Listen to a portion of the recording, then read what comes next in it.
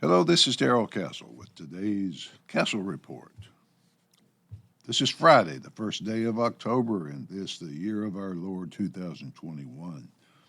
My report today concerns the decision this week of the social media giants Facebook and YouTube to take down several videos, several channels associated with high-profile anti-vaccine activists, including Dr. Joseph Mercola and Robert F. Kennedy Jr., the Washington Post, which initially reported this decision, tells us that experts say these men are partially responsible for helping seed the skepticism that's contributed to slowing vaccination rates across the country. Experts say they're responsible for that. The Post tells us the Castle family is doing quite well this week as we're all healthy, as far as I know, the 11th day of this month. I will be 73 years old. I suppose that is a reason to celebrate. So we will. I always thought I would remain about 25 forever. With just a right break, I would someday win the Olympic marathon, but alas, it didn't happen. The family daughter, doing quite well, rumored to be interested in possibly leaving L.A., the golden city of L.A. I would be happy for her. As of right now, any place USA seems brighter than Los Angeles, California. Yes, the Washington Post, spokespaper for the Democrat Party, for the Biden administration, and for the tech giants, one of which owns the paper, has reported that Facebook is canceling two of the most important messengers of truth in America. The Post is also telling us that the only view authorized by authority is acceptable. Only the authorities' view is acceptable. Everything else is canceled. I wonder, does that frighten anyone besides me? The toadies of the elites who think they control this world are like rats with their own light switch. They turn off the lights. They hope that will keep us in the dark so we will not see them. Naturally, when I read this article in the Post, I was alarmed, a bit flabbergasted at their brazen authoritarianism. Let's take a closer look at some of the things the article reported. Quote, misinformation researchers have for years said the popularity of anti-vaccine content on YouTube was contributing to growing skepticism of life-saving vaccines in the U.S. and around the world. In July, President Biden said social media companies were partially responsible for spreading misinformation about the vaccines and need to do more to address this issue, end quote. Translation, the truth is getting out there. That has to be stepped on, and hard. The worst purveyor of lies in this country basically orders its social media toadies to stop allowing the truth to be heard. The arrogance of these people never ceases to amaze me. They're now plainly out in the open with their position that only their views have a right to be heard.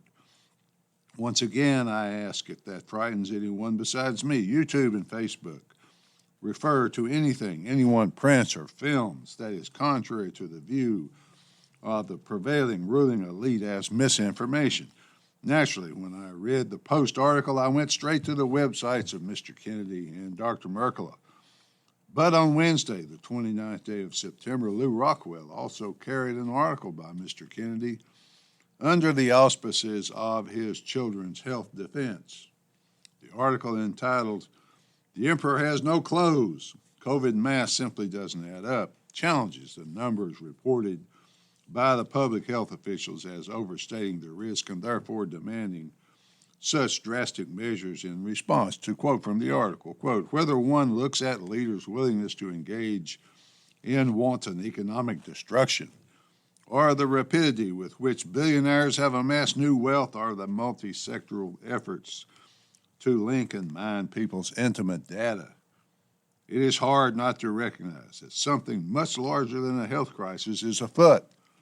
However, even if one restricts oneself to the narrow confines of the health narrative, 18 months of data emerging in spite of ferocious censorship have repeatedly illustrated that the official story is full of lies and omissions, end quote. Translation, there is so much evidence of untold suffering by innocents and the accumulation of untold wealth by the elite that perhaps Some of the theories about depopulation might just be true, since the purveyors of all this are liars and the truth is not in them. Yes, indeed, perhaps there is something else afoot, even if we set all that aside, just examine the cold data that is able to escape the memory hole. The story is based on lies and omissions. Furthermore, these lies and omissions are killing us now, and God knows what the future will look like.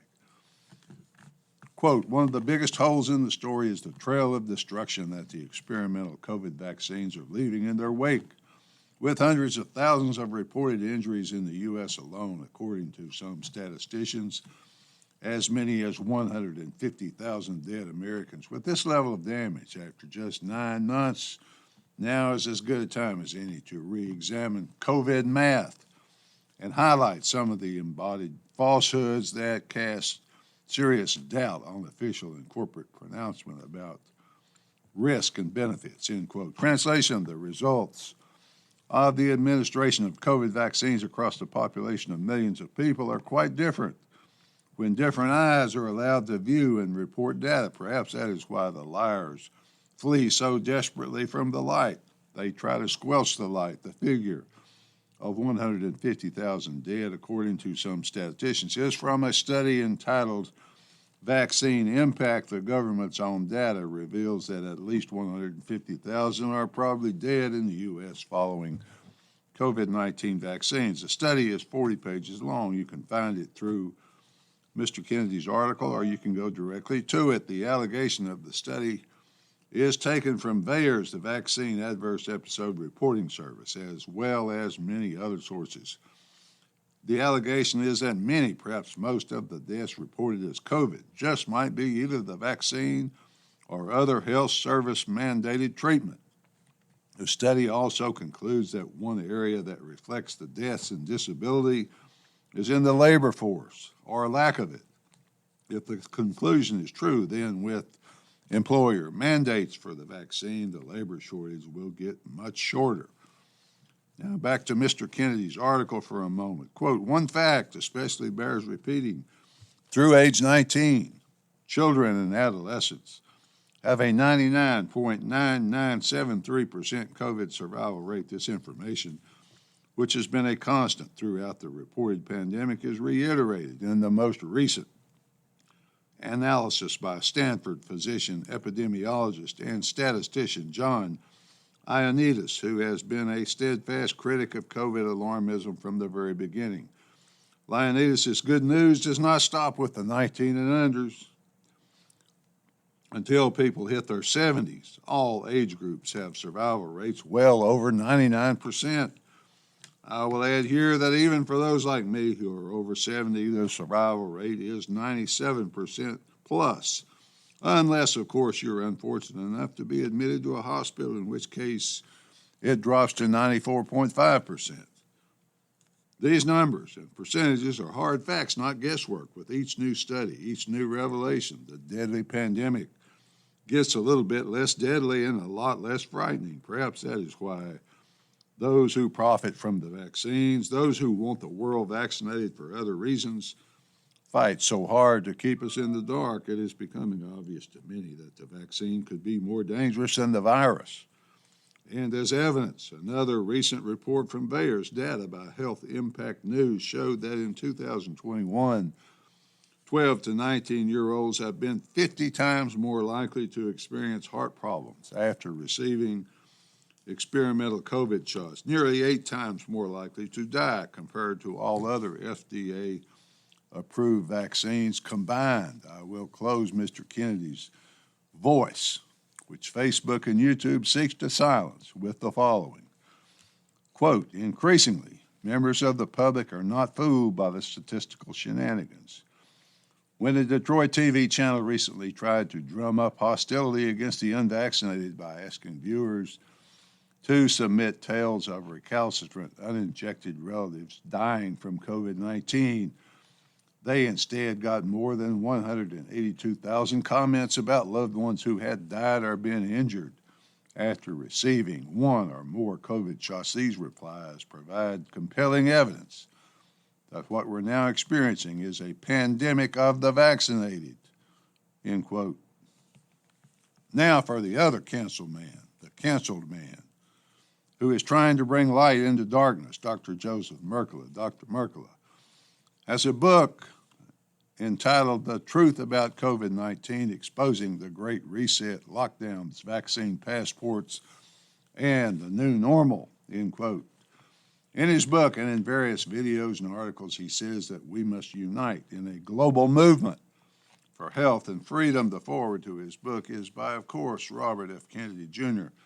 The following quote will give you enough insight into Dr. Mercola that I will not have to belabor the point. Quote, since early 2020, the world has experienced a series of catastrophic events, a global pandemic caused by what appears to be an engineered coronavirus, international lockdowns, border closings, widespread business closures, economic collapse, massive unemployment, an unprecedented curtailment of civil liberties and freedoms in the name of keeping people safe by locking them up in their homes. We are now living in a world that is increasingly ruled not by our democratic systems and institutions, but by public health fiat carried out by politicians who rule by instilling fear and panic, end quote. Maybe, just maybe, Mr. Kennedy and Dr. Mercola are right.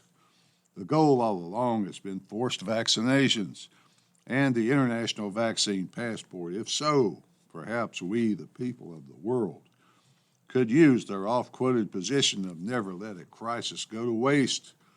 Perhaps this is an opportunity for the people of the world to take back their health and bring about accountability. I'm convinced, however, that it will be difficult to achieve, maybe impossible to achieve at the ballot box. People must first come to grips with this information well enough to realize that the people they believed, they entrusted, they relied on have committed perhaps the worst crime against humanity in the history of the world. Once that realization is made, then the rest will follow naturally. Why is the government, public health, social media, and legacy media so insistent that the whole world be vaccinated when you, of whatever political view, see their faces on TV? Just realize you're looking at some of the worst mass murderers in the history of the world. Finally, folks, the bottom line is that this is not about health, but instead it is a war against humanity. The future of humanity is at stake, but the government is telling us what communism used to tell us, what it's always told us, and that is just wishful thinking will get us through, while the other side of their mouths, they're killing us. It's all based on a horrible, perverse lie, but millions of people have been coerced into believing and accepting it. At least that's the way I see it, folks. Until next time, this is Darrell Castle. Thanks for listening.